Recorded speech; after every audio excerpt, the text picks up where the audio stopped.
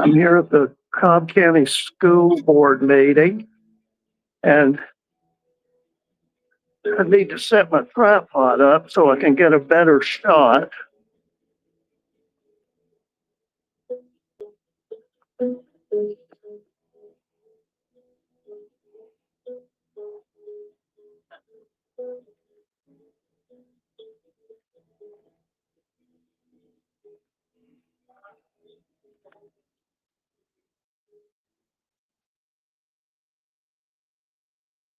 Good afternoon. I would like to welcome everyone to our August 21st, 2025 work session.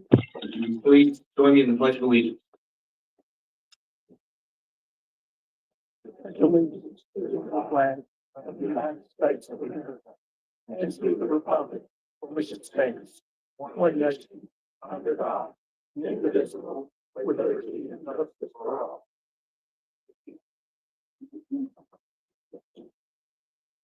Thank you.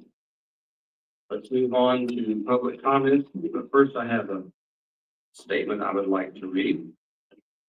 This board sets aside 30 minutes of each meeting to allow members of the public to offer public comments directly to the board and superintendent on issues they believe are important to our schools. To maximize the opportunity for the number of people wishing to speak, this is not an interactive process. Board members do not interrupt, respond to, or engage with public commenters. Commenters acknowledge that public comment is not unrestricted. Commenters should be familiar with board policies and rules regarding public comment. They agree they will not raise individual personnel issues before the board or individual student issues. Commenters bear full responsibility for the comments made. They acknowledge the board members will not react. They agree to follow the chairman's instructions when the chair is enforcing these agreements. The timer will begin automatically when the commenter arrives at the podium. Additionally, to ensure that the views of citizens are not obstructed during the meeting and for safety purposes, only one speaker will be allowed at the podium at a time, with the exception of a parent or guardian accompanying a minor. If you would like to show your support of the speaker, you are welcome to stand in place. I also want to remind everyone in the room that we must keep the center aisle clear. Do not stand in front of the stanchions, in the center aisle, in front of the exit door, or in front of the side exit doors. No disruption to any part of our meeting will be allowed. If you wish to film any portion of someone's public comment or the meeting, you may film from your seat. The board appreciates all of our community members that choose to participate in the public comment section of the board meeting. So Ms. Wilcox, we're ready for our public comment. Thank you, Mr. Chair. Our first speaker is Jeff Hubbard, to be followed by Lisa Campbell.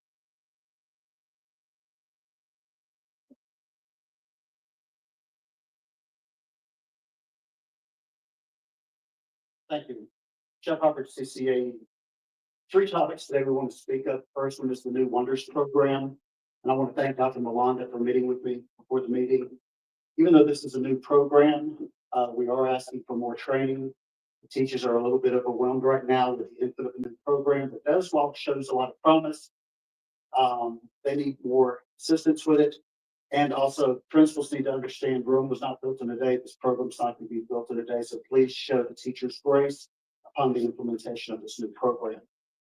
With that, we are asking our principals to please be cognizant of the fact they're doing interventions, they're doing regular instructions, they're also trying to put in this new program.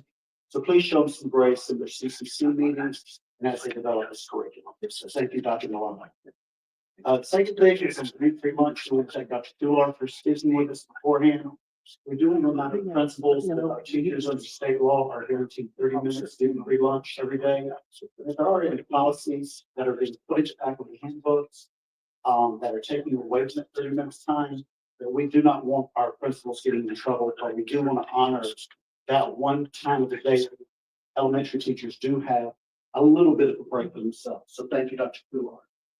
The third thing is we want to congratulate the board on the hiring of Mr. Quick for transportation. He has already shown a willingness to listen to employees. Thank you. From top down to the bottom, he's willing to review all facets of the transportation program. He's not only taking a 60,000 view of the head of transportation, but he's also looking at the ground level view. So far, so good. It looks like y'all hit a home run with this hire. And with that, we thank y'all. We're looking forward to a successful year. Our next speaker is Lisa Campbell, to be followed by Ariel Kurt. Good afternoon, Superintendent Ragsdale and school board members. My name is Lisa Campbell. I've met most of you. I'm the state representative for House District 35 in Cobb County. I'm here today to again encourage you to rethink your decision to stop the public broadcast of public comment. I feel deeply that this is a step backwards for all Cobb Countyans. And I believe it is our responsibility as elected leaders to have the courage to hear from the public about the decisions that we make. This decision diminishes our credibility in Cobb County. This is being noticed and seen across the state and across the country. No decision has to be permanent. This decision could be rolled back immediately. And I hope, given the feedback that you're getting from so many Cobb County citizens, that you will reconsider this decision. I came to a school board meeting back in the 1980s when I was a high school student here at Lasker High School. I came to protest the fact that cheerleaders were not allowed to wear our uniforms to school. The school board listened to us. They made a change. And while that might not have been the most vital educational issue that I'll be speaking about today, I share it with you to say the opportunity to speak here shapes lives, shapes decisions. And again, I encourage you to reconsider this decision on behalf of the constituents in House District 35. Thank you for the opportunity to speak with you today. Our next speaker is Ariel Kurtz, to be followed by Joel Coate.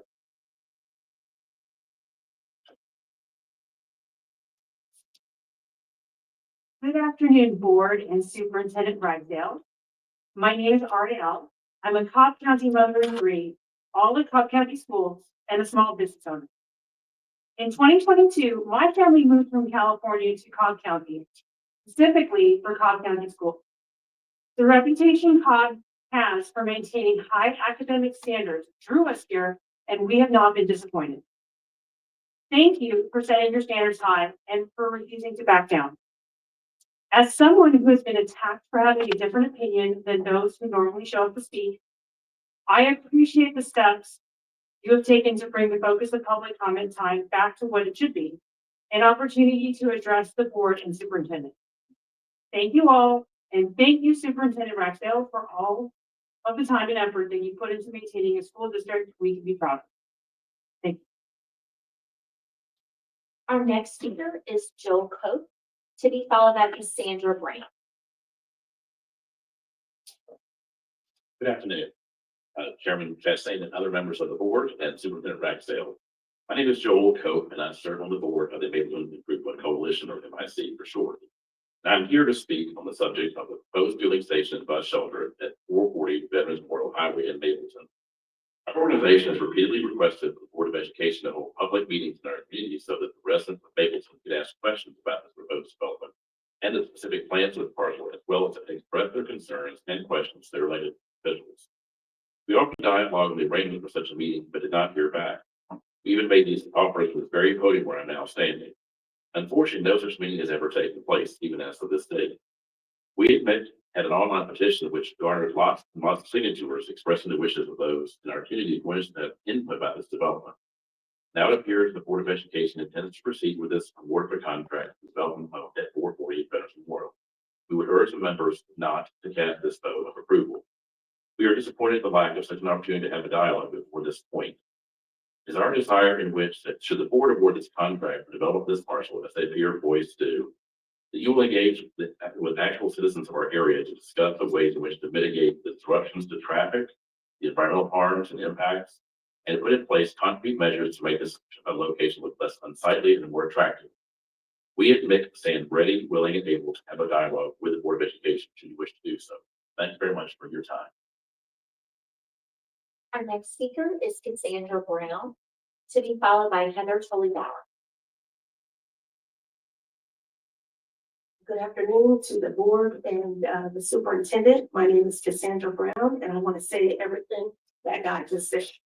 I am a 23-year resident of Mapleton, and I am also a member of the Mapleton 2045 Steering Committee. And with this particular committee, we are literally envisioning what our Mapleton is going to be in the next 10, 15, 20 years from now. And Veterans Memorial Highway is the primary and the main thoroughfare into Mapleton. And I cannot say strong enough that this is not what we are envisioning for our city, this fueling station and bus depot. We have something like that on the other side of the river in Atlanta. And it honestly, I went by there yesterday, it doesn't look very good. They've got a big shiny metal screen that you can see through. You can see all the buses and everything behind it. So what I would ask respectfully of the board, if this is a done deal, if the community cannot convince you to locate this facility somewhere else, then respectfully, I would ask that you all look into how we can put together some landscape buffers that would make this more aesthetically pleasing. There are large conifer trees. I'm not sure which ones do the best here in Atlanta, but if we could have those installed so that we are shielding the development from the residents on the rear and a Veterans Memorial in the front, that would be greatly appreciated. And just to drive home again what Joel said, please engage with the community. We really want to engage with you all and make sure that if it's going to be there, it's something that we can all, work together and make it the best that it could be. Thank you. Our next speaker is Heather Tully Bauer, to be followed by John Sansom. Good afternoon, Heather Tully Bauer with Watching the Funds Cobb. So you're set to approve agenda item 11, which is the $2 million for site work on the 3.42 acre parcel right next door, which is the land you purchased for $3 million that was tied to the proposed $50 million basketball arena that's now apparently becoming parking. So is that it? Is it just parking, or do you have something more planned? We understand that you have to do something with this land, but we have one simple ask. Before you vote to approve today, please require the superintendent to state on the record the end use for this property. What is the final use? Why this use? So at the end of the day, are we going to be looking at parking spots, or are we going to be looking at something else? Are we going to be looking at a building, or what?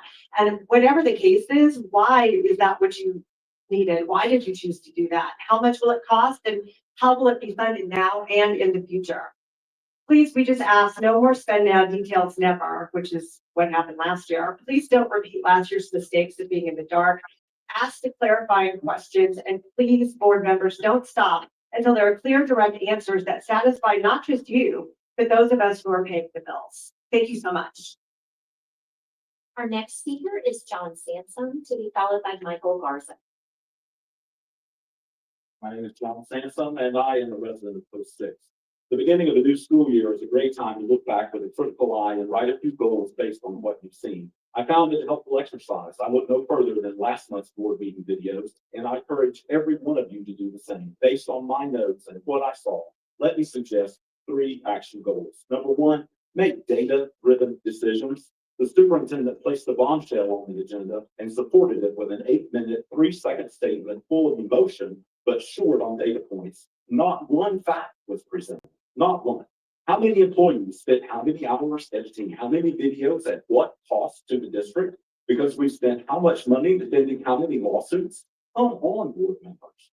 Ask questions and demand answers before you raise your hand to cast a vote. Number 2, place a star on your board meeting calendar for July 16, 2026. Because you see, hiding a controversial policy change by bundling it with 6 other changes, doing so in the lazy days of summer when few are around to pay attention, and playing on the board's fear of lawsuits are all classic power grabs. Efficient and focused are code words used by fearful leaders who want to protect their power and want their critics to shut up and sit down. And finally, number 3, work for unity. Taking your cue from your employee, not one of you in the majority contributed to any discussion that moved the needle toward a compromise. This district's proud policy of broad and inclusive public access with a 17-year precedent was trashed with no discussion. The majority acted without any facts and made it a partisan decision. And I'll tell you something, toxic partisanship has no place here. This boardroom is the district's hands-on classroom on how American democracy at its proudest should work. American government and civics is a required course in the state of Georgia, and our students are watching. So don't talk to me about educational focus. You can and must do better. Thank you. Our next speaker is Michael Garza, and that's our final speaker, so. Something that stood out to me last month was the superintendent making a statement that limiting community input through changes to public comment would allow him to focus on the job of educating our students. That's such a fundamentally wrong way of thinking for the leadership of a large, diverse district like Cobb. And it's not just his viewpoint. The board majority and our board chair have used redistricting to silence parents whose children make up a majority of students in Cobb and voted to limit the power of the board members who represent them. They even refused to have town halls with their own constituents, with the post one board members saying that speaking to the community in such a setting is a waste of time. When you have that lack of engagement and that intentional disengagement, you have board members who are disconnected from the communities that they're supposed to represent. And you cannot be effective in educating all of our students unless you have stakeholder input from every corner of the community. The result is bad policy that does nothing to improve the outcomes for our students, that doesn't address the real issues happening in our schools, that doesn't reflect what's happening in our classrooms. This is why so many issues on the ground require community members to come to public comment to have their concerns addressed. They don't want their 2 minutes of fame, they want to be heard. And the worst part of this is that with bad policy at the federal and state level, that disconnect means that we're going to have more and more families over the coming months who are not going to have their concerns addressed. Thank you. Mr. Chair, that was our final speaker. Thank you, Ms. Wilcox. Next, we have the approval of minutes from the, I'm sorry. That ends the public comment section. All right, thank you. Now we're back on. So next we